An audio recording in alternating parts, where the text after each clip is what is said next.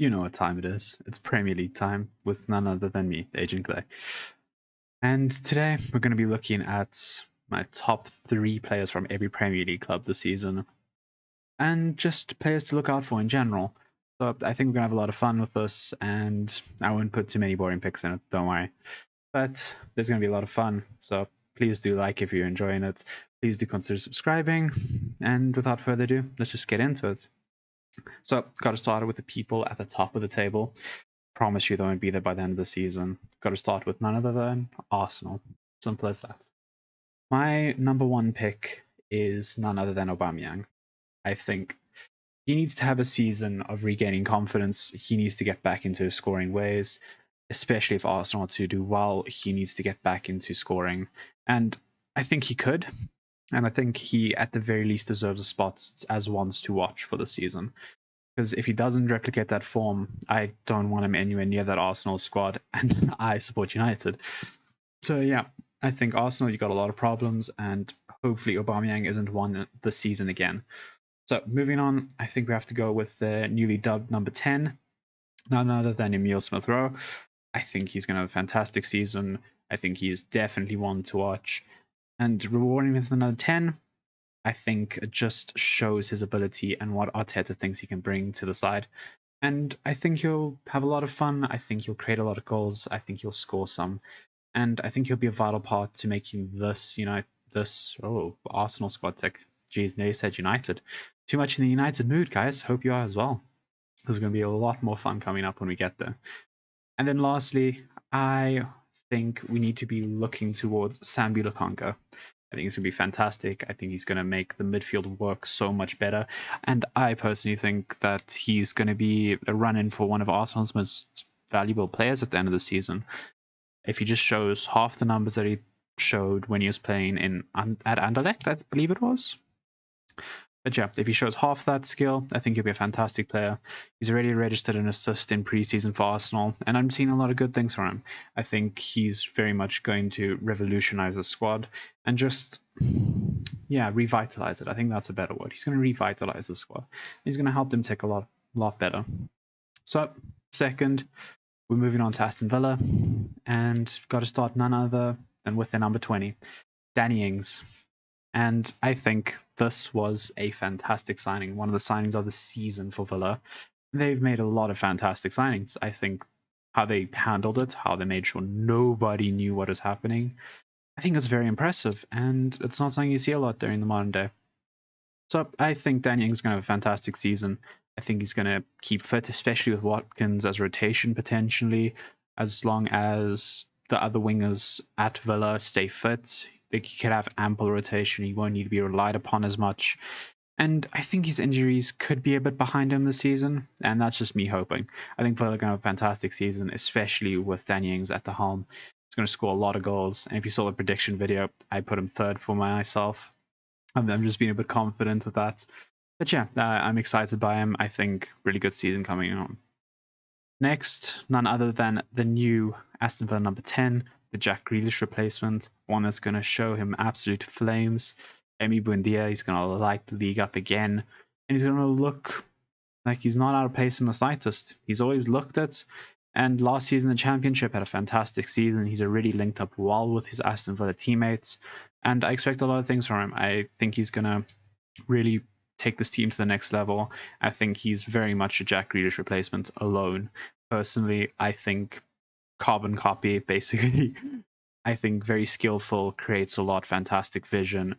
And yeah, he scores a lot, he creates a lot. I think he's just everything this team needs when missing on Jack Grealish. Even though they responded with 3 signings to fill Jack Grealish's shoes, I think that just alleviates the pressure and allows him to play his own game even more. So I think he's going to have a fantastic season. Thirdly, I want to just look at the obvious one, Leon Bailly. I think he's going to have a fantastic season as well.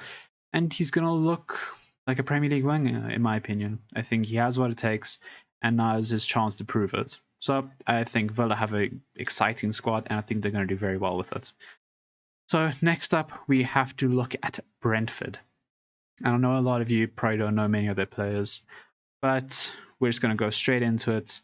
Number 3, the obvious one. I think we have to go with Ivan Toney. Simple as that.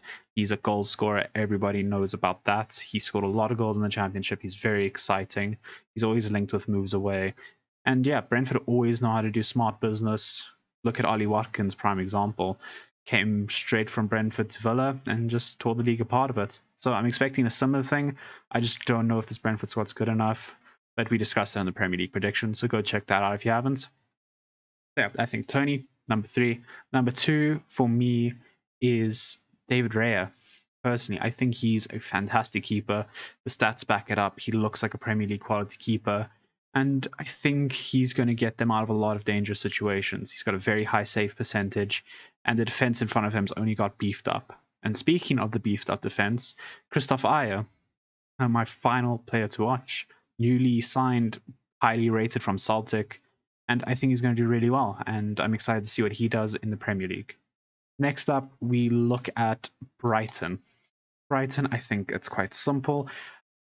You need to look towards like the likes of Trossard, who again makes his team tick. He's very vital, and I think he is the most exciting player in my opinion.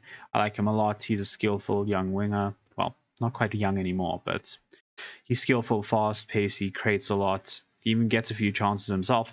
So I think you need to watch him. He's going to be good. I think you need to now look towards their strikers, whether that be Welbeck or Maupay. I think they both can get on this list, but you can pick which one you choose because I'm going to have a third behind them because they just need to pick up goal scoring form. If they can, Brighton are going to be in a much better position, and they're definitely going to be solidified as a really good player in the Premier League if they can do so. And then thirdly, I think it's obvious, Lamptey. If he stays fit, very much their best player on the pitch, tears the opposition defense apart, blistering pace, very much one to keep an eye on, and I think we all know that from last season. Next up, Burnley. I think we'll make this quick. Chris Wood, goal scorer, simple as that. I think he needs to replicate his form, and he's probably their best player. Dwight McNeil, he needs to find some consistency to his game. If so, definitely wants to watch. And then maybe let me take this from a fancy aspect. One that a lot of people have been looking at is someone like Josh Brownhill. And yeah, he could definitely have another good season, and he's a bit of solidified his spot in the Burnley team. So let's see what happens with him. I'm excited though. Next, we move on to Chelsea. These ones, there's some big names, obviously, and I think the number one that we have to be looking at is Lukaku. I think he's going to have a fantastic season. He's going to be announced within the next few days, and I honestly believe he's going to tear this league apart, just like he did when he was in it last time. So I expect good things from him. Next, I want to talk about Mason Mount. Again, I think he was second to Luke Shaw for chances created last season. I expect a massive season from him, and he is just a Chelsea player. He's exactly what Chelsea fans want, and he's been consistently getting better. Tuchel seems to like him. Lampard obviously liked him. I think he's going to have a good season. And then last, I think Havertz. I think he started to show his class towards the end of last season. And again, definitely want to watch this space. See what happens in Tuchel's new system with Lukaku in it now. So we'll have to see what that goes. Next, Crystal Palace. This is a young, exciting team right now. And spoiler alert for the Premier League predictions, I think they're absolutely going to bomb out. I think they're going to struggle. And I don't know. I just don't think Vieira is the man. He hasn't proved himself. At Nice, his team stagnated. They just kept on losing and losing and losing. And the board's invested very well. I think players like Michael Olise, I think that's how you say it. He looks very promising from the Championship. Definitely one to watch when he is fit. Eze, obvious one. Again, when he is fit, I think he's going to be a very important player. And then one that got signed from Fulham recently, Anderson. I think he's going to do very well again. I think he's going to replicate the same sort of form he had at Fulham and just look a really competent centre-back in the Premier League. And hopefully Crystal Palace prove me wrong. I want them to. But I just don't see it happening. So yeah, good luck, Crystal Palace. Those are 3 very key players for you to make a run this season. Let's see what happens with it. Everton, got to start off big. Well, let's actually start off in the back. Let's start off with Jordan Pickford. Dreadful preseason and looked very sharp for England at the Euros. Got them out of a few sticky situations despite 1 or 2 mistakes. So yeah, Jordan Pickford, one to watch. If Everton are going to have a successful season, they need to bring back that Euro form for Pickford. I'm gonna have to see how that goes. And then another one, obvious. This is the big hitter, Dominic Calvert-Lewin.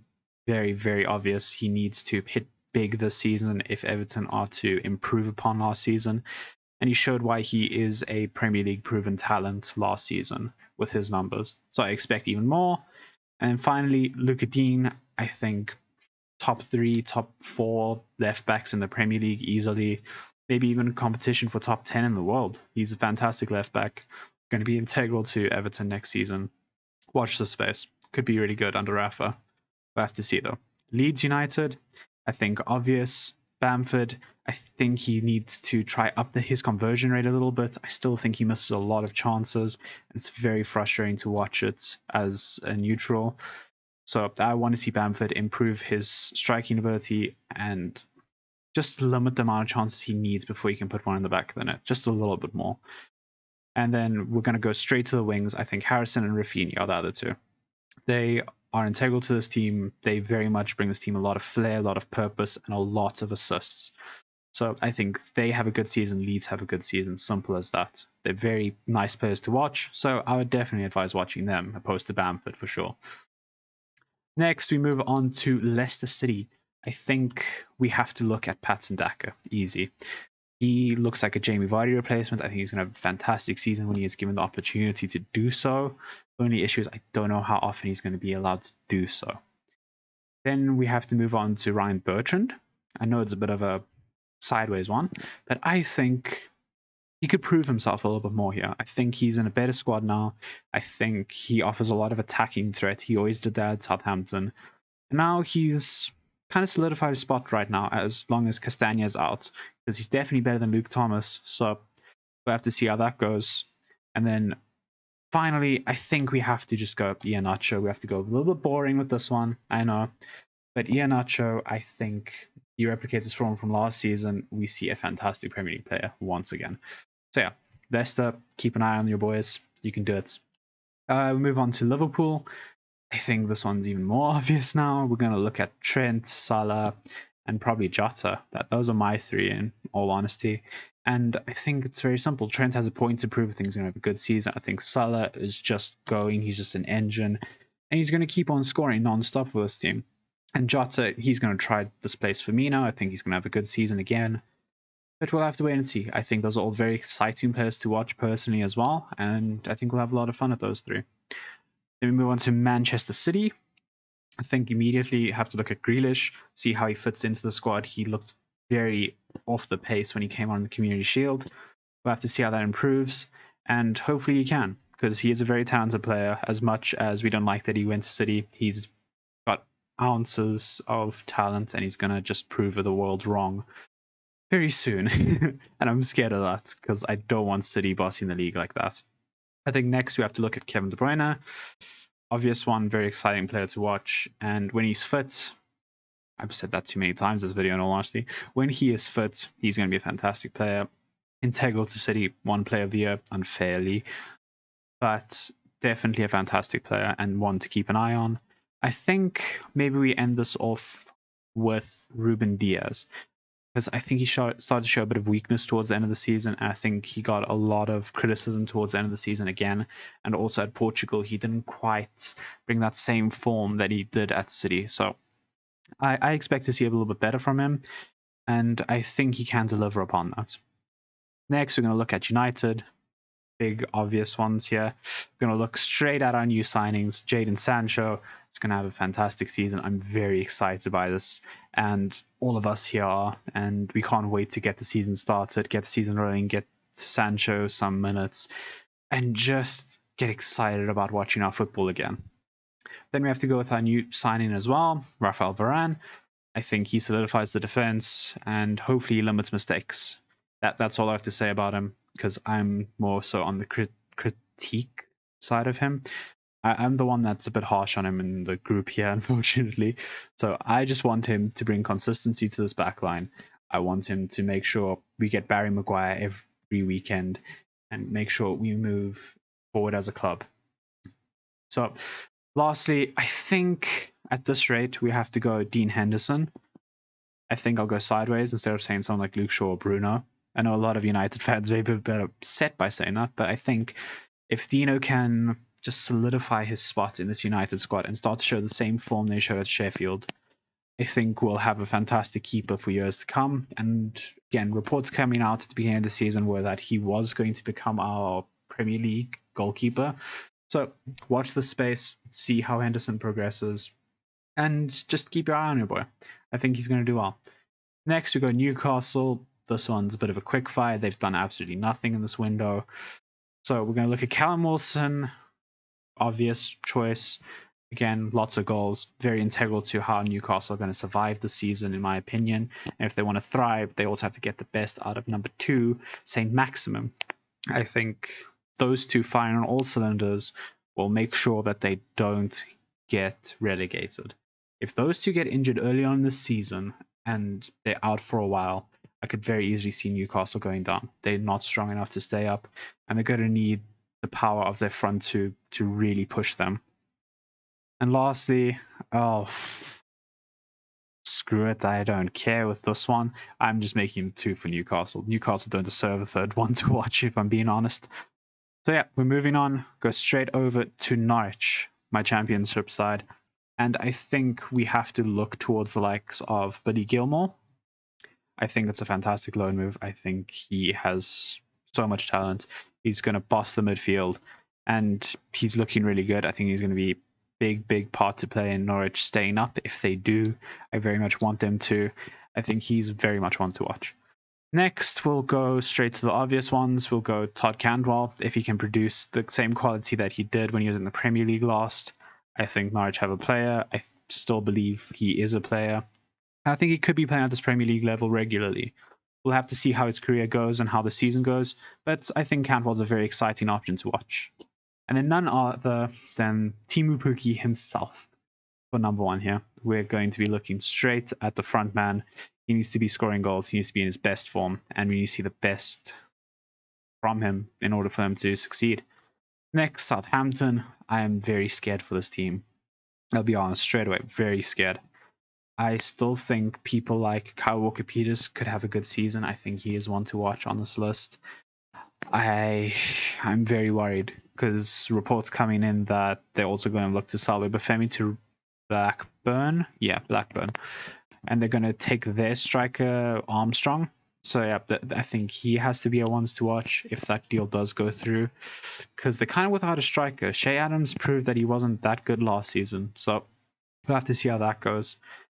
And in all honesty, I'm not that excited by the Southampton team anymore, and that just leaves you at 3rd place, James Ward-Prowse, and that's basically all they've got. Otherwise, their team is very much lacking in quality, lacking a lot of mistakes.